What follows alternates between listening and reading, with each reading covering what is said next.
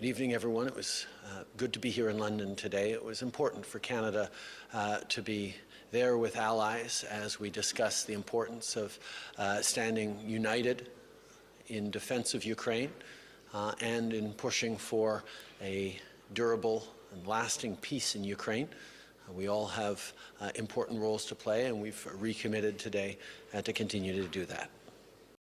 And we're going to continue to be there to support Ukraine as necessary with whatever it takes for as long as it takes, because Ukraine is not just defending its own territory, it's defending the very principles and values that underpin all of our democracies. So as we look at what's going to be necessary in the coming years, I can assure you that Canada and Canadians will be there. Prime Minister Starmer said specifically it will mean UK boots on the ground and planes in the air. From your answer, I am taking that that will not mean Canadian boots on the ground. Is that, just to finish, is that the case, or are you considering Canadian boots on the ground in the form of peacekeepers down the road? Every step of the way, Canada has looked at the ways it can best help. And as I've said a few days ago, everything's on the table. We know that the Canadian military has ways that it can contribute. We're not going to get ahead of the discussions on how to keep a peace that isn't yet in place. But Canada will be there and is open to doing what is necessary, but those will be decisions taken in the coming years by Canadians and their government.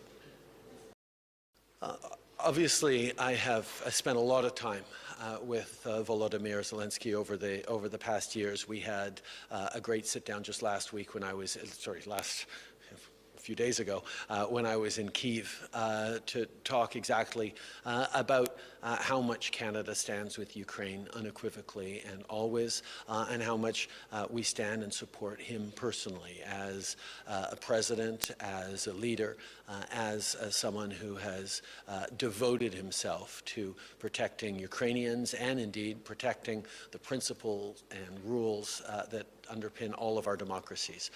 I have continued to emphasize to him that Canada will always stand with Ukraine.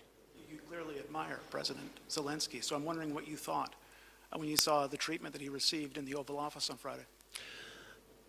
I think, first of all, it's important every chance we get to lay out the facts as clearly as possible. In 2014, Russia chose to invade Ukraine, to occupy Crimea and parts of eastern Ukraine.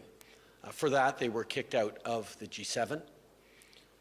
And in 2022, they chose to violate the existing ceasefire and invaded Ukraine with the intention of taking Kyiv in 3 days and the entire country in 3 weeks. That has failed. Russia continues to try to fight to claim more land in Ukraine, and we could see an end to this war tomorrow if Russia decided to stop its illegal invasion of Ukraine.